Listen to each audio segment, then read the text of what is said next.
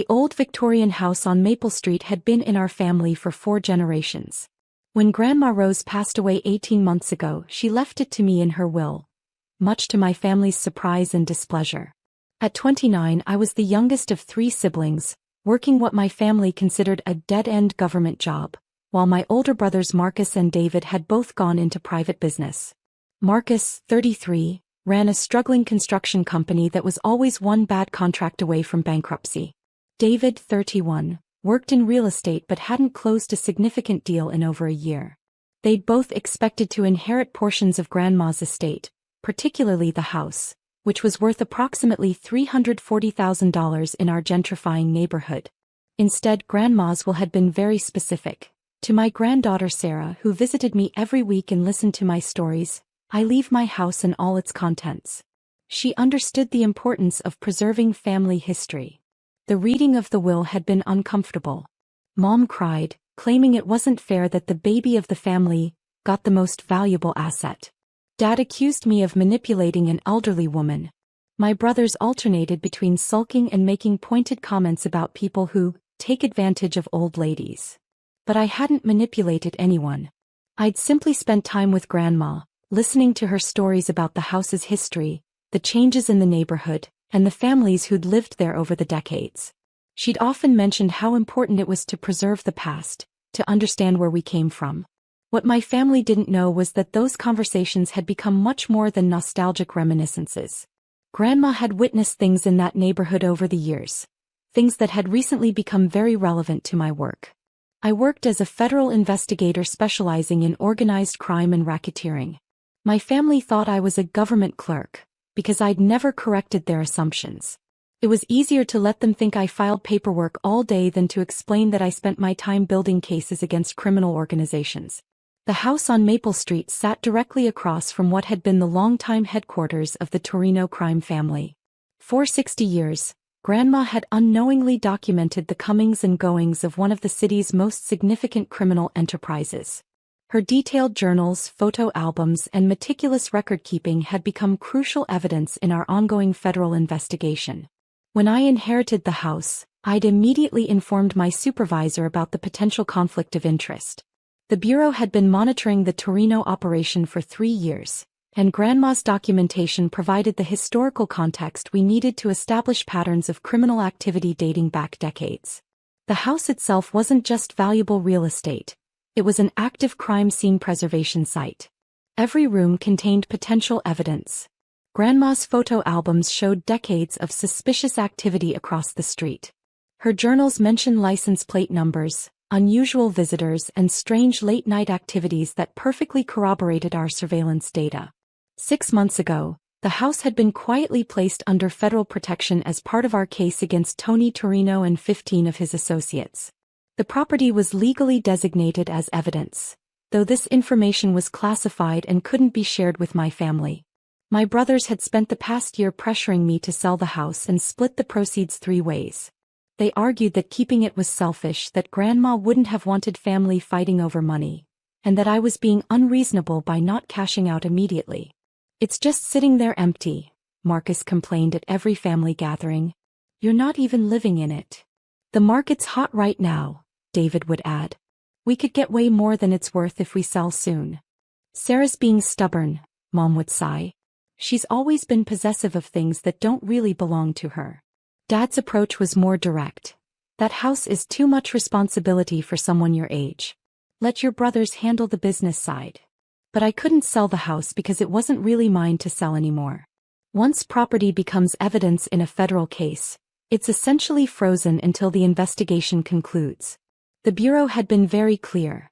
Any attempt to alter, sell, or transfer the property would constitute obstruction of justice. I tried to discourage my family's pressure without revealing the federal complications.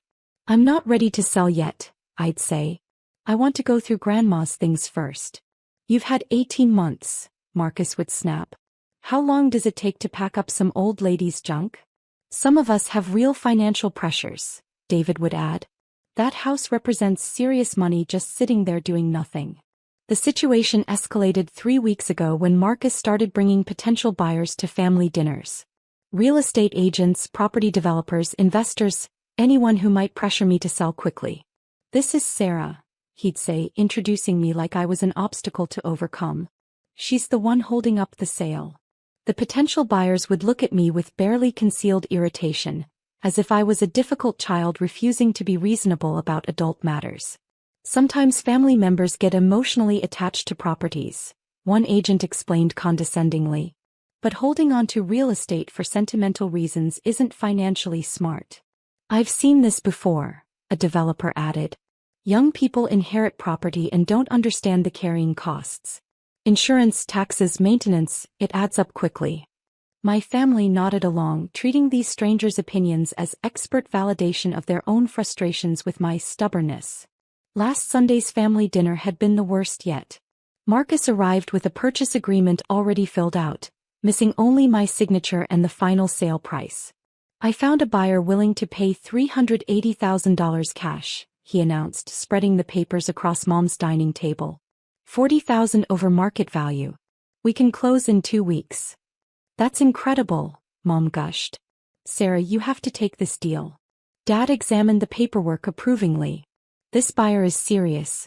Cash offers don't come along often. I told him we'd have an answer by tomorrow, Marcus continued. He's ready to put down earnest money immediately. David pulled out his phone calculator. After closing costs and fees, we're looking at about $125,000 each. That's life-changing money. For some of us, anyway, Marcus said, glancing at me. Though I guess when you're used to government salary, any amount seems huge. The comment stung because it revealed how little they thought of my career. In their minds, I was some low-level clerk grateful for whatever scraps came my way. I can't sell the house right now, I said quietly. Why not? Mom demanded. You've been saying that for over a year. What are you waiting for? I'm still going through Grandma's belongings. So pack them up and take what you want, Dad said impatiently. The buyer doesn't want the contents anyway. It's more complicated than that. Marcus slammed his hand on the table. Everything's always complicated with you. Some of us have real responsibilities. My business needs capital and this sale could save my company. David's having trouble with his mortgage, Mom added. This money could help both your brothers get back on their feet. And what about Sarah's financial future? David asked sarcastically. Oh wait, she'll be fine. Government jobs have pensions. The dismissal was automatic and complete.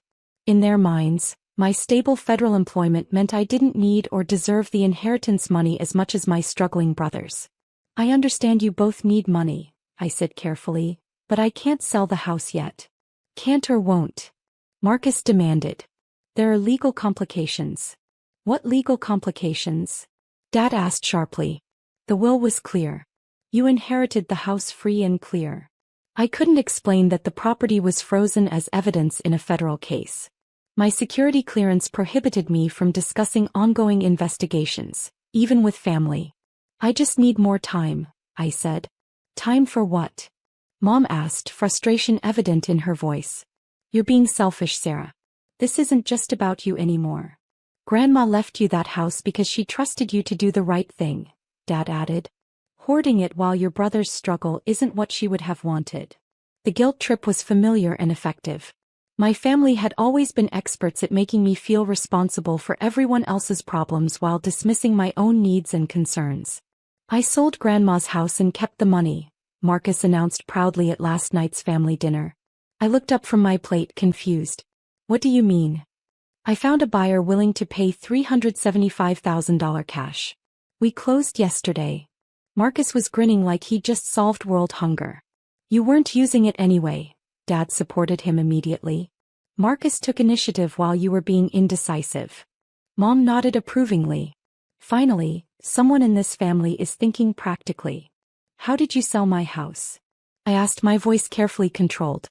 I had copies of the deed from when we were getting everything appraised, Marcus explained. Found a buyer who wanted a quick transaction, no inspections, cash only. David helped with the paperwork, Dad added proudly. It pays to have someone in real estate in the family. We used Grandma's old power of attorney documents, David said casually. Technically, they were never officially revoked, so I was able to act as executor. I stared at my brothers, trying to process what they'd just told me. They'd forged legal documents to sell federal evidence in an active criminal investigation. The buyer was very understanding about the family situation, Marcus continued. He didn't ask too many questions about why the sale was being handled by the siblings instead of the heir. Some investors prefer to work with men anyway, Dad said approvingly. They know we understand business better than someone who's never had to make real financial decisions. Where's the money? I asked quietly. We split it 3 ways like it should have been from the beginning, Marcus said. Your share is in an account we set up for you. $125,000, minus the legal fees and commissions. You'll thank us later, Mom said confidently. This was the smart move financially. The buyer was very motivated, David added. Paid cash, no financing contingencies. The whole transaction took less than a week once we had the paperwork sorted out. I said quietly, I'll handle the paperwork. Marcus laughed. The paperwork's already handled. That's the beauty of having David involved. He knows how to get things done efficiently. You don't have to worry about any of the details, Dad assured me. Your brothers took care of everything. We even packed up Grandma's junk, Mom added. Most of it went to charity, but we saved a few photo albums and her jewelry for you. Everything else was just taking up space, Marcus said dismissively.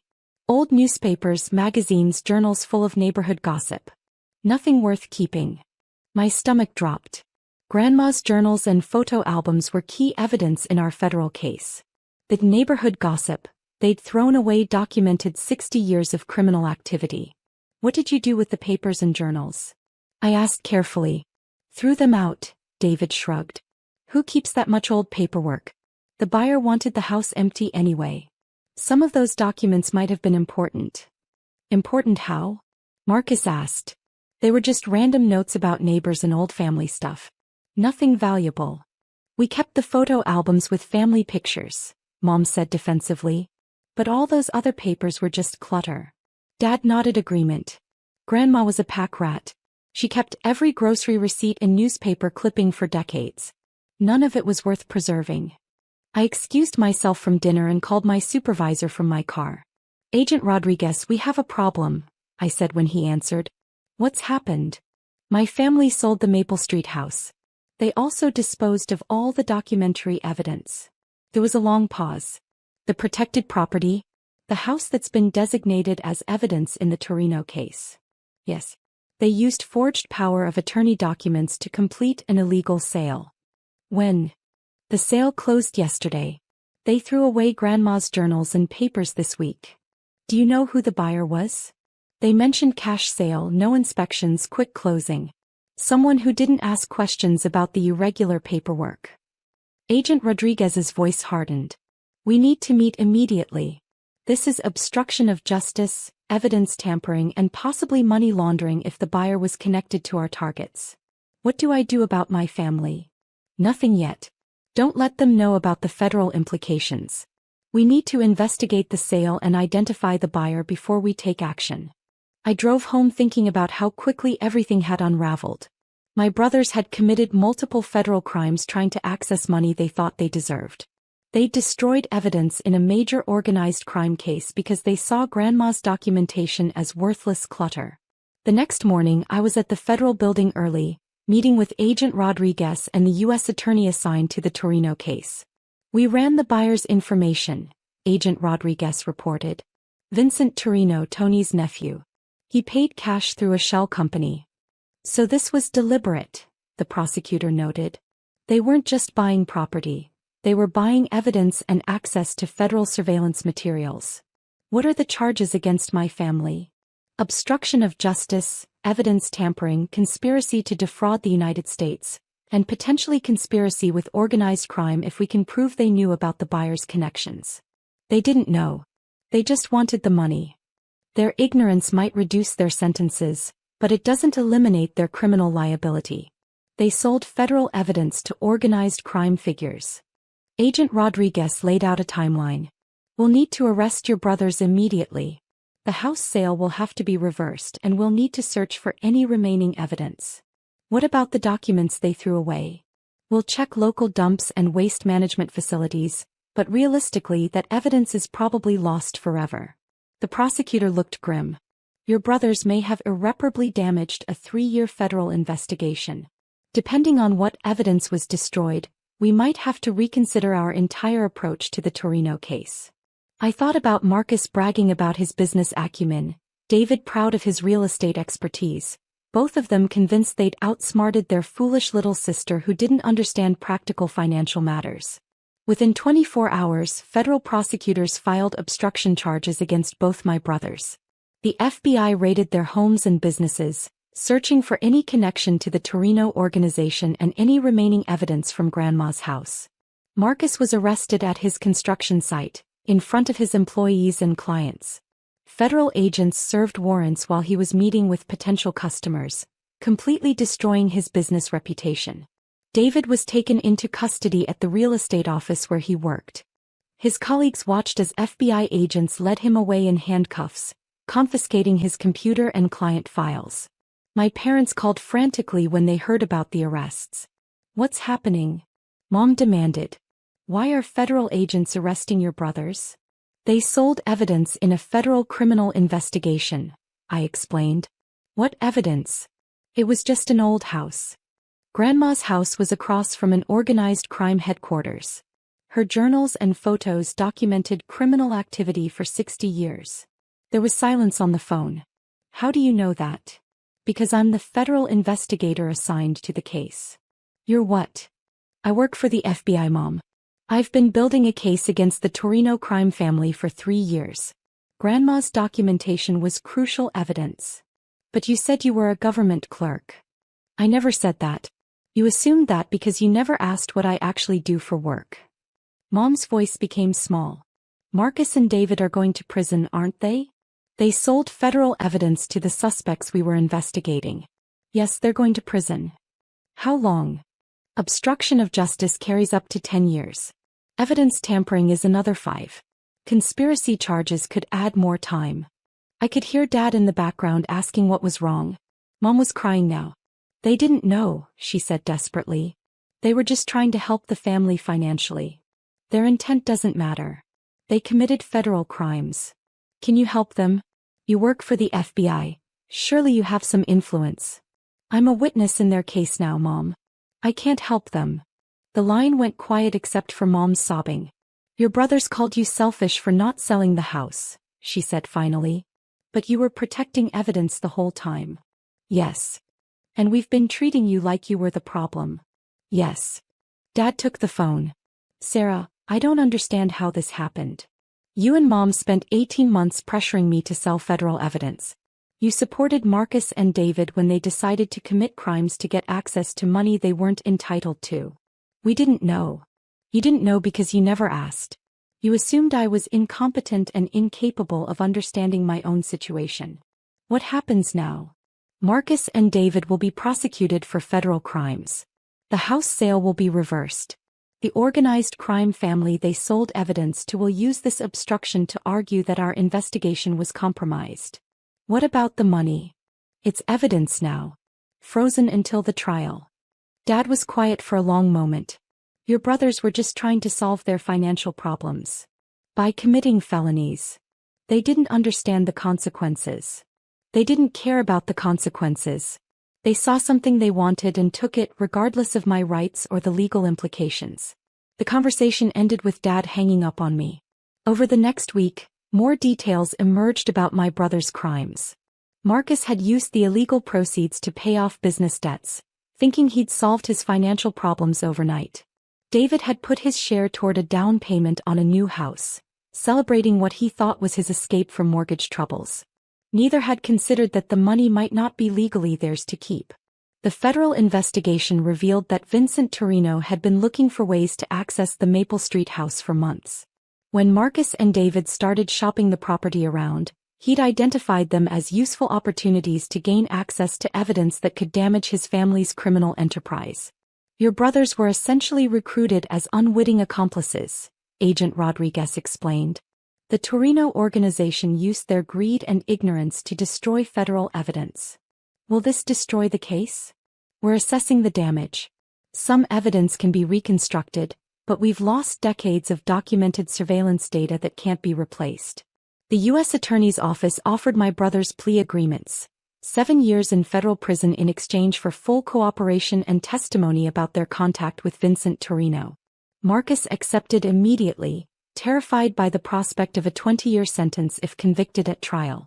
David held out longer, convinced that his real estate license and clean criminal record would convince a jury he was just an unlucky businessman caught up in family drama. His lawyer eventually convinced him otherwise. Both brothers pled guilty to obstruction of justice and conspiracy charges. Marcus received 7 years and 3 months in federal prison. David got 6 years and 8 months due to his cooperation in identifying other properties the Torino family had been trying to access. My parents attended both sentencing hearings, sitting in the back row while federal judges explained how their son's greed had compromised a major organized crime investigation. The defendants' actions weren't just theft from their sister, Judge Martinez said during Marcus's sentencing. They were crimes against the justice system itself, committed in partnership with the very criminals federal agents were trying to apprehend. Their ignorance of federal law doesn't excuse their willingness to forge documents and steal protected property, Judge Williams added during David's hearing. The damage to ongoing investigations is immeasurable and irreversible. After the sentencing, Mom approached me in the courthouse hallway. "I owe you an apology," she said quietly. "We treated you terribly." "Yes, you did. We thought you were being stubborn and selfish. We had no idea you were protecting evidence. You had no idea because you never respected me enough to ask what I was actually doing or why I might have legitimate reasons for my decisions." Dad joined us, looking older than I'd ever seen him. "Your brothers are going to federal prison because we pushed them to steal from you. They're going to prison because they chose to commit crimes," I corrected. "You all decided I was incompetent and unworthy of basic respect. That's what led to this. How do we fix this?" Mom asked. "You don't. Marcus and David will serve their sentences. The federal investigation they damaged will proceed without the evidence they destroyed. And I'll continue my career knowing that my own family was willing to sabotage my work because they thought I was too stupid to manage my own inheritance." I walked away from my parents that day and haven't spoken to them since. The house on Maple Street was eventually returned to federal custody after Vincent Torino's purchase was legally voided. The property remains sealed as evidence while the reduced case against his family proceeds through the courts. My brothers are currently serving their sentences in different federal facilities. They'll be eligible for parole in 5 years if they maintain good behavior and continue cooperating with ongoing investigations.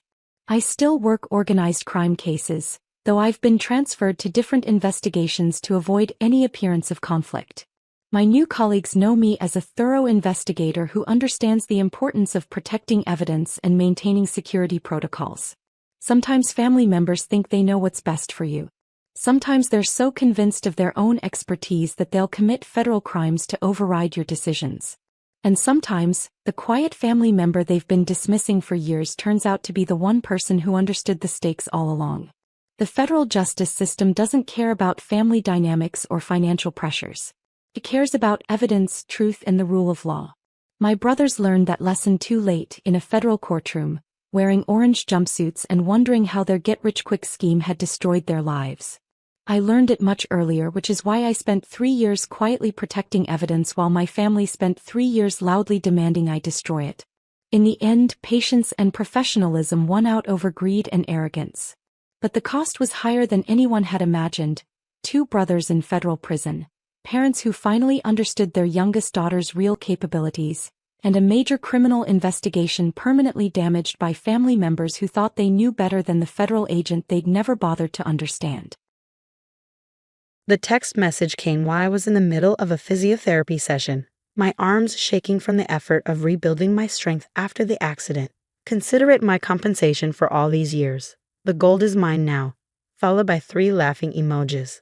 My sister-in-law Amanda's name flashed on the screen, making my stomach drop. My name is Sarah Jensen, and at 34, I was learning to walk again after a devastating car crash 4 months ago. The accident that nearly took my life had also taken my ability to work at our family's security consulting firm, at least temporarily, but nothing could have prepared me for what Amanda had just done. "Everything okay?" my physiotherapist asked, noticing how I'd frozen mid-exercise. I need to make a call. I managed, my fingers already dialing my husband Michael's number. It went straight to voicemail. Of course it did. He was presenting at a conference in Seattle, probably mid-speech right now. With trembling hands, I called our housekeeper, Maria. She'd been with our family for 20 years, long before I married Michael. Maria, can you check the safe room? The one behind the library? There was a pause, followed by the sound of hurried footsteps. Miss Sarah. Maria's voice cracked. The door is open. Everything's gone. The family gold collection. Pieces passed down through 4 generations. Carefully curated antique jewelry, coins, and artifacts worth over $900,000. All of it gone. And my sister-in-law had just confessed to taking it through a text message. Another message buzzed through. You should have seen this coming. Always playing the perfect daughter-in-law, while I got nothing. Well, now I've got something, don't I? I closed my eyes, remembering the day 3 months ago when Amanda had visited me in the hospital. She'd seemed so concerned, so caring. Don't worry about anything, she'd said. Family takes care of family. Now I understood what she'd really meant. Miss Sarah. Maria's worried voice brought me back to the present. Should I call the police? No, I said firmly, not yet. What Amanda didn't know, what no one except Michael and I knew, was that the safe room had been upgraded last year. As part of our security consulting work, we'd installed a new system, one that went far beyond simple cameras. I opened my laptop, my fingers flying across the keyboard despite their weakness. The security program loaded, asking for 3 separate passwords. Within moments, I was looking at a comprehensive log of every entry to the safe room over the past 6 months.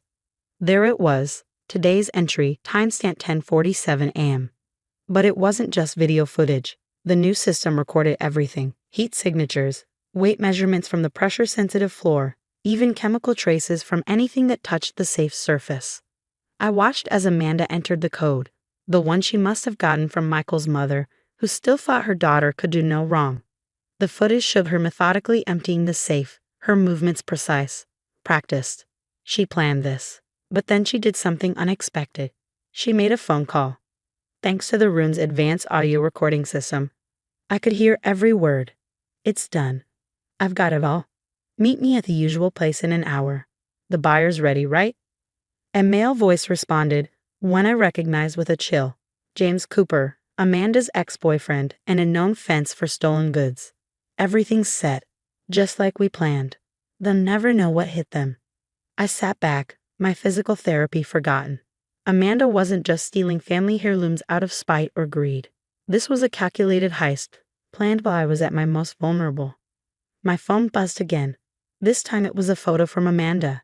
She was holding her great-grandmother's ruby necklace, the centerpiece of the collection. Always wanted this. Guess being the perfect sister-in-law doesn't protect your precious treasures after all. I smiled, despite everything. Amanda had no idea that each piece in that collection had been marked with microscopic trackers last year, another upgrade we'd implemented. Every movement, every location was being logged in real time. I opened another program on my laptop. Little dots appeared on the map, showing the exact location of each piece. They were all moving, heading toward the industrial district on the outskirts of town. Maria, I said, my voice steady now. Please help me to my car. But Miss Sarah, your therapy, you're not supposed to be driving yet. I gripped the parallel bars, pulling myself up with determination. Sometimes we have to do things we're not supposed to, and right now, I need to show my dear sister-in-law exactly who she's dealing with. As Maria helped me to the car, I made 2 calls. The first was to Detective Rivera, an old friend from our security consulting days. The second was to our company's rapid response team. Just monitor for now, I instructed them. I want to see exactly what they're planning before we move. Another text from Amanda flashed on my screen. By the time you figure out what happened, these pretty trinkets will be long gone. Consider it the price of looking down on me all these years. I didn't respond. Instead, I watched the tracking dots on my phone's screen, all converging on an abandoned warehouse. Amanda thought she was so clever, but she just walked into her own trap. Sometimes the perfect daughter-in-law has a few tricks of her own. The car purred to life under my hands. My legs were shaky, but my mind was clear. Amanda was about to learn a valuable lesson about underestimating family, especially family in the security business. Miss Sarah, Maria said from the passenger seat, her voice worried. "What are you going to do?" I smiled, watching the tracking dots blink steadily on my phone. "I'm going to give my sister-in-law exactly what she deserves, the surprise of her life." The warehouse district loomed ahead, a maze of abandoned buildings and forgotten dreams. My legs trembled against the pedals, but years of security training had taught me how to push through pain. I parked 2 blocks away, keeping the engine running. "Miss Sarah," Maria whispered, "let me call Mr. Michael. You shouldn't be doing this alone." I checked my phone's screen. The tracking dots were stationary now, all clustered inside Warehouse 17. Through the security company's app, I could see our response team taking positions around the perimeter, silent and invisible. "I'm not alone," I assured her. "And Michael's presentation is crucial for the company." "Besides," I added, pulling up the live security feed on my tablet, "Amanda needs to learn that I'm not just Michael's invalid wife." The warehouse's security cameras, supposedly defunct, sprang to life on my screen. Our team had activated them remotely 20 minutes ago. Inside, I could see Amanda and James Cooper talking to 3 men I didn't recognize. The family gold was laid out on a folding table, glinting under the harsh fluorescent lights. "2 million, cash," James was saying. "That's more than fair for the lot." One of the men picked up great-grandmother's ruby necklace, examining it closely. "These pieces are well known. They'll need to be broken down, recut. That takes time, expertise." "That's your problem," Amanda snapped. "I did my part. I got you the gold, now pay up." I smiled grimly. The audio was crystal clear, another upgrade they didn't know about. Every word was being recorded, transmitted directly to Detective Rivera. My phone buzzed. Another text from Amanda. "Missing something. Don't worry, I'm putting our family treasures to better use than gathering dust in your precious safe room." I didn't reply. Instead, I watched as one of the buyers opened a briefcase. Stacks of cash spilled out, and Amanda's eyes lit up with naked greed. "Maria," I said quietly, "I need you to drive the car around to the south entrance. Park it right by the loading dock, but stay inside." "Miss Sarah, please. Trust me," I squeezed her hand. "I know exactly what I'm doing." As Maria slid into the driver's seat, I activated my earpiece. "Keep in position." "Affirmative," came the response. "Detective Rivera's units are standing by. We've got eyes on 5 subjects, no visible weapons." "You're called, Mrs. Jensen." I took a deep breath, steadying myself. The buyers were counting out cash now, while Amanda practically bounced with impatience. James kept glancing at the doors, his body language screaming guilty anticipation. On my mark, I whispered into the comm. "Standard containment protocol. No one leaves." I pulled out my phone one last time, opening the warehouse's environmental controls, another system we'd quietly taken over in the past hour. With a few taps, I activated the emergency protocols. Inside the warehouse, chaos erupted. The sprinkler system burst to life, drenching everyone. Simultaneously, the emergency doors slammed shut with pneumatic hisses, their magnetic locks engaging. The lights went out, replaced by the harsh red glow of emergency beacons. Through my tablet's infrared feed, I watched Amanda spin in panic. "What's happening?" "James. Someone must have tripped something," he snarled. "We need to get out, now." The buyers were already grabbing for the gold, their pretense of professionalism vanishing. In the confusion, no one noticed the tiny drones dropping from the ceiling, releasing bursts of harmless but disorienting smoke. "Team, move in," I commanded. The response was immediate. Every door burst open simultaneously, filled with figures in tactical gear. Laser sights danced through the smoke as voices boomed. "Say CUITLA. Everybody down." Amanda's scream was particularly satisfying. I pulled myself from the car, my cane supporting me as I made my way to the loading dock. By the time I reached the warehouse floor, the scene was under control. The buyers were face down and cuffed, while James thrashed uselessly against his restraints. And there was Amanda kneeling in a puddle of sprinkler water, her designer outfit ruined. She looked up as I approached, her eyes widening in disbelief. "You," she spat. "How did you find you?" I finished, settling carefully onto a nearby crate. "Track you? Stop you? Did you really think we kept nearly $1 million in family gold protected by just a simple safe?" "Mrs. Jensen," Detective Rivera approached, nodding respectfully. We've got them all. The buyers are known art thieves. We've been after them for months. This is quite a catch. The gold? I asked. All accounted for. Not a single piece missing. He smiled. Those trackers of yours make our job much easier. Amanda's face had gone from shock to calculating. Sarah, listen. This is all a misunderstanding. I was going to surprise you. Yes, I was planning to sell these old pieces and buy you something new, something more modern. Save it, I cut her off. We have you on video, on audio, and in person. Conspiracy, theft, attempting to fence stolen goods. Shall I go on? You can't do this to me, she hissed. I'm family. Family? I leaned forward. Family doesn't steal. Family doesn't take advantage when someone's vulnerable. And family certainly doesn't gloat about it via text message. I pulled out my phone, showing her the string of mocking texts she'd sent. Every one of these is evidence. Every laugh, every taunt, every moment of your satisfaction at betraying us. All of it documented. My mother will never believe this. Amanda tried one last angle. She'll never accept that her daughter is a thief. I finished. She might not have a choice. Especially since you were caught on camera entering the code she gave you. She might face charges too, come to think of it. The color drained from Amanda's face. For the first time, real fear crept into her eyes. My phone buzzed. Michael's face appeared on the screen. Sarah, honey, what's going on? I just got out of my presentation to find 30 missed calls and messages about the security system being activated. I turned the phone so he could see Amanda, still kneeling and handcuffed. Your sister decided to help herself to the family gold. Don't worry though, I handled it. There was a long pause. Of course you did, he finally said, his voice a mixture of pride and resignation. You always do. I'm on my way home. As the police led Amanda and her accomplices away, I watched the response team carefully repacking the family gold. Each piece was photographed, logged, and secured for evidence before being returned to its specialized container. Miss Sarah, Maria appeared at my elbow, supporting me as my legs threatened to give out. Let's get you home. You've done enough for one day. I nodded, suddenly exhausted. The adrenaline was wearing off, and every muscle screamed in protest. But watching Amanda being placed in a police car, her face a mask of thwarted rage, made it all worthwhile. Home, I agreed. But first, I need to make one more call. I pulled out my phone and dialed my mother-in-law's number. It was time for another kind of confrontation, one that couldn't be solved with security systems and tactical teams. Some battles, after all, had to be fought face to face. The confrontation with my mother-in-law, Eleanor, happened exactly 3 days after Amanda's arrest.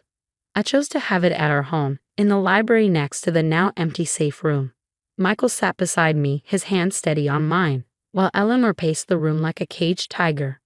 This is ridiculous, she snapped, waving the police report we handed her. Amanda would never, she was just confused. If you drop the charges. She confessed, Mom, Michael interrupted. We have her on video planning the sale. She was working with professional thieves. Well, if you hadn't flaunted your wealth, kept all those precious treasures locked away where she couldn't enjoy them. Eleanor's voice cracked. She's your sister, Michael. I leaned forward, my body still sore, but my voice firm. And I'm your daughter-in-law, Eleanor, the one who was recovering from a near-fatal accident while your daughter plotted to steal our family's heritage. She said she was just borrowing them. Eleanor's defiance wavered. She needed money for her new business venture.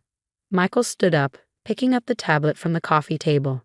Listen to this, Mom, really listen. He played the warehouse audio. Amanda's voice filled the room, cold and calculating as she negotiated the sale of our family treasures. Eleanor sank into a chair, her face growing paler with each word. 2 million, cash, needs to be broken down. Recut. The recording continued mercilessly. Stop, Eleanor whispered. Please. I pressed a button, and the recording ended. The code she used, Eleanor. Only 3 people knew it, Michael, me, and you. Care to explain how Amanda got it? Tears rolled down Eleanor's cheeks. She said she wanted to surprise you, to get some pieces cleaned and appraised as a gift. I wanted to believe. You wanted to believe I didn't deserve them, I finished quietly. That somehow Amanda had more right to our family's heritage than your invalid daughter-in-law. Sarah, Michael warned softly, but I shook my head. No, it needs to be said. For years, Eleanor, you've treated me like an outsider. Even after the accident, when I was fighting just to walk again, you were telling Amanda how much better she would have handled things. Eleanor's shoulders slumped. The proud, controlling woman who had made my life difficult for so many years suddenly looked old and defeated. The police want to question you, Michael said gently. About providing the code, about any other help you might have given Amanda. I never meant. Eleanor began, then stopped. What do you want from me? I exchanged a look with Michael before answering. The truth. Your cooperation with the investigation. And most importantly, your understanding that actions have consequences, even for your precious Amanda. And if I do this, then we'll tell Detective Rivera you were manipulated, I said. That Amanda exploited your maternal trusts. It won't help her case, but it might keep you out of serious trouble. Later that evening, after Eleanor had left to meet with her lawyer, Michael held me close on the sofa. You were kinder than she deserved, he murmured into my hair. Maybe, I smiled. But destroying her wouldn't bring back the trust she broke. Sometimes the harder path is letting people face their own mistakes. 6 months later, I stood in a safe room, supervising as the last of the gold pieces was returned from police evidence. Amanda had taken a plea deal, 5 years with possibility of parole plus restitution. Eleanor, true to her word, had cooperated fully, avoiding charges but losing her position on several charitable boards once the story got out. Everything back where it belongs, Michael asked from the doorway. I picked up great-grandmother's ruby necklace, remembering Amanda's gloating selfie. Almost, but I think some changes are in order. Changes? I smiled, touching the updated security panel. I'm thinking it's time to share some of these pieces with people who'll truly appreciate them. Your cousin Emma is getting married next month. Perhaps great-grandmother's pearls would make a perfect something borrowed. Michael wrapped his arms around me, careful of my still healing body, using family treasures to build family bonds instead of breaking them. Very clever, Mrs. Jensen. Well, I laughed. I did learn something from all this. Keeping treasures locked away only makes them targets, but sharing them, creating new memories, that's what really makes them precious. As we left the safe room, I caught a glimpse of myself in the library mirror. I was standing straighter now, almost back to my full strength. The accident had nearly broken me, and Amanda had tried to take advantage of that weakness. Instead, she'd only proved how strong I really was. The security panel blinked green as the door sealed behind us, protecting our family's heritage until the next generation was ready to share its story. Some treasures, after all, are worth more than their weight in gold. Like the knowledge that you're stronger than anyone suspected, especially those who should have known better. Your son prefers me, Patricia declared, setting down her wine glass with a self-satisfied smirk. He always has, ever since he was little. I'm his mother, after all. The words hung in the air like poison at our weekly family dinner, but I kept my expression neutral as I cut into my chicken. My name is Sophia, and at 35, I had spent the last decade navigating the treacherous waters of my relationship with my mother-in-law, Patricia Martinez. She'd made it her mission to remind me at every opportunity that I was an outsider in her perfect family dynamic with her son, Michael. Mom, that's not true, Michael protested weakly, but Patricia waved him off with a practiced flick of her hand. Oh honey, remember last week when you chose to help me with my garden instead of going to Sophia's art exhibition? Actions speak louder than words. She threw me a triumphant glance across the dining table. I took a slow sip of water, thinking about the leather-bound diary hidden in my tote bag. The one I'd discovered 3 days ago while helping Patricia clean her attic. The one she had no idea I found, let alone read. Actually, I said carefully, Michael and I are hosting a family reunion next month.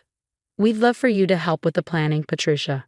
Her eyes lit up at the prospect of taking control, just as I knew they would. Well, of course, dear, you'll need my help to make it perfect. You know how particular our family is about traditions. Our family. The phrase made me want to laugh, considering what I'd read in that diary. The diary had been tucked away in an old hat box, buried under yellowing newspapers from 1993. I'd only found it because I'd accidentally knocked over the box while reaching for Christmas decorations Patricia had insisted we needed to sort through in the middle of summer. The first entry was dated June 15, 1993. I can't keep lying to everyone. James isn't Marcus's father. I don't know how much longer I can keep this secret. But I have to. The truth will destroy everything. Marcus, Michael's father, had passed away 5 years ago, never knowing the truth about his parentage. Patricia had built her entire identity around being the perfect Martinez family matriarch, keeper of traditions and bloodlines. But her diary told a different story. Sophia? Michael's voice pulled me back to the present. You okay? You seem distracted. I smiled at my husband, the man who'd always stood by me despite his mother's constant undermining. Just thinking about the reunion, I said truthfully, there's so much to plan. Patricia launched into a detailed analysis of what we'd need to do, where we'd gone wrong with previous gatherings, and how she'd help us avoid embarrassing the family name. Each time she emphasized family, I thought about the diary entries that would shatter her carefully constructed facade. We'll need to display the family photos, Patricia insisted. The ones showing 4 generations of Martinez men. It's important to remember our heritage. I nodded, thinking of the photo she prized most. The one of Marcus as a baby with his father, the man who, according to the diary, wasn't actually his father at all. And of course, she continued, we'll serve traditional Martinez family recipes. Sophia, dear, I know you try, but you never quite get them right. Let me handle the cooking. Michael squeezed my hand under the table, his usual response when his mother criticized me. But this time, I didn't eat his comfort. I had something more powerful than Patricia's barbs. I had the truth.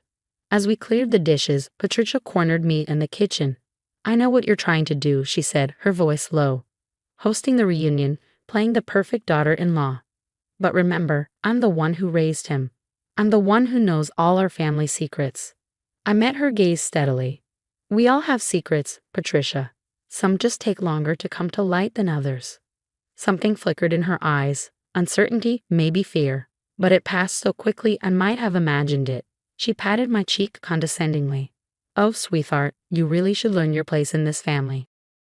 As we drove home that night, Michael apologized for his mother's behavior, as he always did. I don't know why she's like this with you. She wasn't always so controlling. I thought about the diary entries describing a young Patricia, terrified of losing her position in the prestigious Martinez family, desperate to keep her secret. People do extreme things to protect what they think they might lose, I said. What do you mean? He asked. Nothing specific, I replied, patting my bag where the diary sat. Just something I've observed. By the way, I have some ideas for the reunion. I think it's time we did things a little differently. Michael smiled, clearly relieved I wasn't upset by his mother's behavior. Whatever you want, honey. It's about time we made some changes to these family traditions anyway. If only he knew just how many changes were coming. I had a month to prepare for the reunion, and I intended to use every day of it. Patricia had spent 30 years building her life on secrets and lies, using them to maintain her control over the family. She thought she was untouchable, the keeper of family traditions and secrets. But as I've learned from her own written words, the biggest secrets have a way of coming out, especially when someone knows exactly where to look. The family reunion wouldn't just be about displaying old photos and serving traditional recipes. It would be about truth, long buried but finally ready to see the light of day. I just hoped Michael would understand why I had to do this. Some truths hurt, but lies poison entire generations. It was time for the Martinez family to face reality, whether Patricia was ready or not. That night, I stayed up late reading more of the diary entries, each page revealing new layers of Patricia's deception. The truth about Marcus's father was just the beginning. There were other secrets, other lies, all carefully maintained to preserve her image as the perfect Martinez matriarch. The family reunion was exactly 1 month away.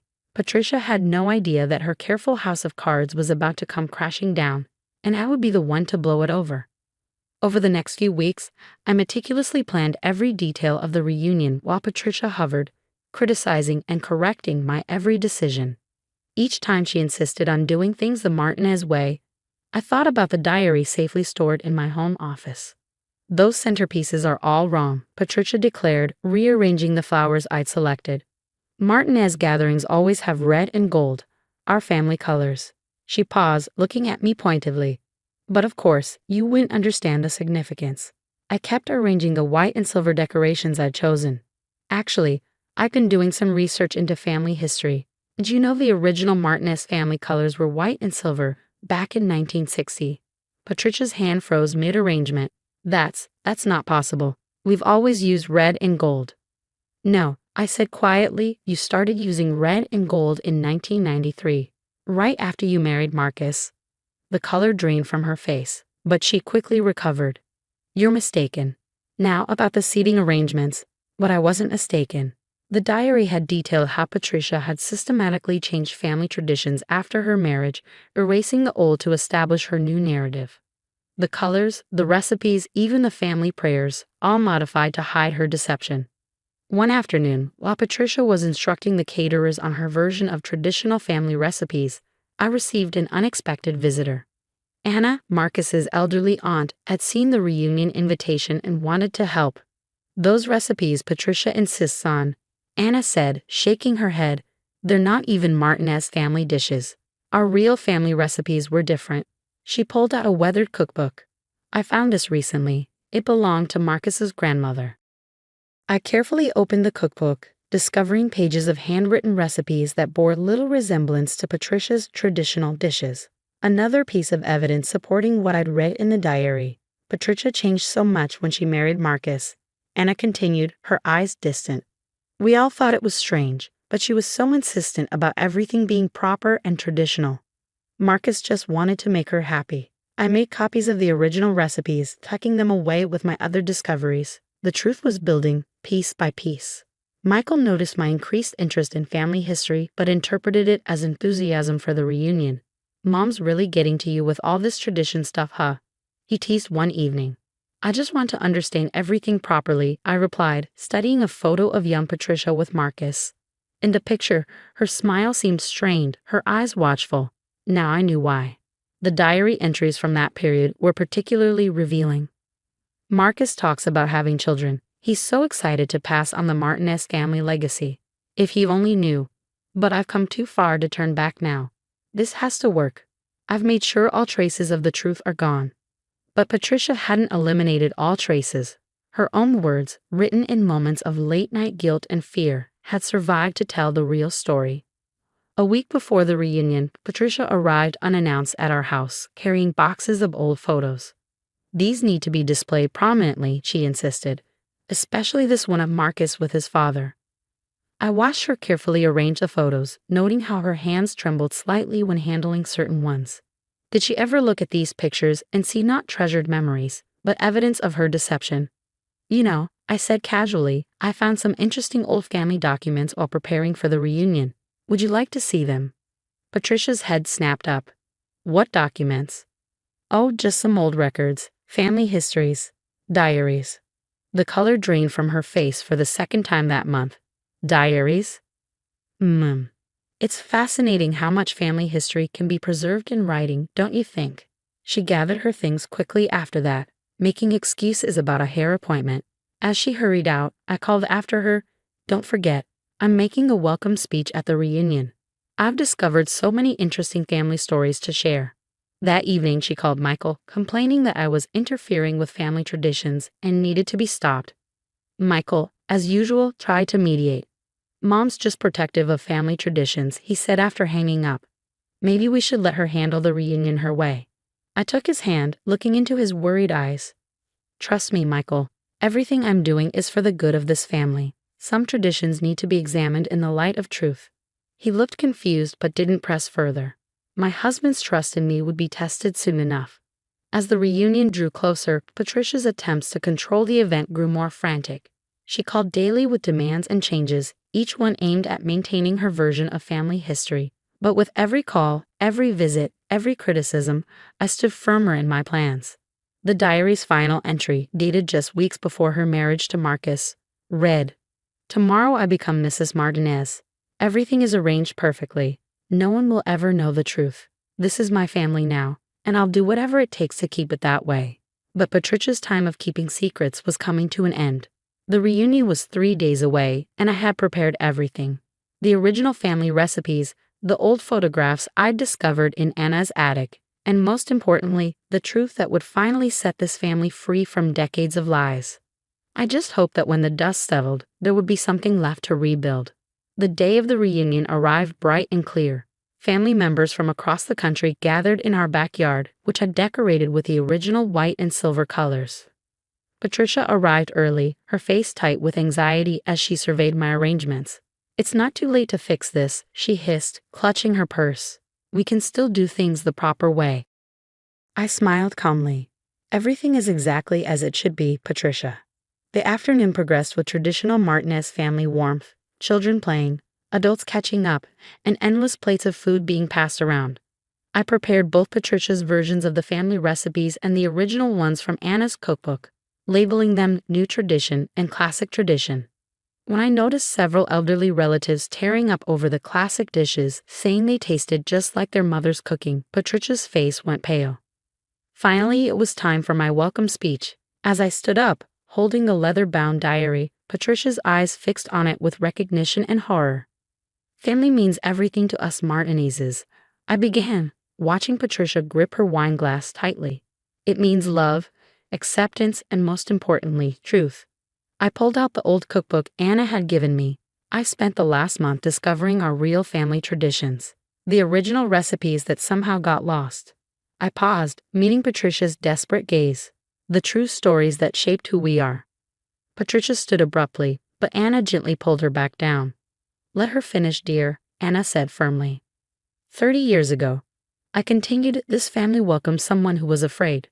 Someone who thought she had to create perfect new traditions to be accepted. Someone who didn't realize that love doesn't require perfection. Understanding began to dawn on several faces, including Michael's. Patricia sat frozen, tears streaming down her face. "Patricia," I said softly, "you didn't need to change everything about yourself or this family to belong. You didn't need to hide the truth about Marcus's father or create new traditions to cover old pain. You were enough, just as you were." The gathered family members exchanged shocked looks, but I noticed something surprising, not anger, but compassion, especially from the older generation. "I found your diary," I explained gently, "but I'm not here to expose or hurt you. I'm here to say that it's time to let go of the lies. Time to be free." Patricia buried her face in her hands, shoulders shaking. Michael moved to comfort his mother, but Anna beat him to it. "Oh, Patricia," Anna sighed, embracing her. "We've known for years. Marcus knew too, at the end. He loved you anyway." Patricia's head snapped up. "He knew." Anna nodded. "He said love makes its own family, blood or not. He chose you, chose to be your son's father. That's what really matters." The tension slowly dissolved into tears, hugs, and long overdue conversations. Older family members shared stories of the real Martinez traditions, while younger ones marveled at the authentic family recipes. Patricia, still shaking, finally turned to me. "Why?" she whispered. "Why didn't you use this to destroy me, after how I've treated you?" I took her hands in mine. "Because that's not what family does. Real family accepts, forgives, and grows together. I learned that from the Martinezes, the real ones, not the perfect image you tried to create." Michael wrapped his arms around both of us. "Mom," he said softly, "I love you. Nothing changes that. But maybe it's time to let go of trying to be perfect and just be real." Patricia nodded slowly, decades of tension visibly leaving her shoulders. "The real recipes are better anyway," she admitted with a weak smile. "I never could get them quite right." As the sun set on our gathering, the family had transformed. Gone was the rigid adherence to Patricia's invented traditions, replaced by a genuine celebration of both old and new.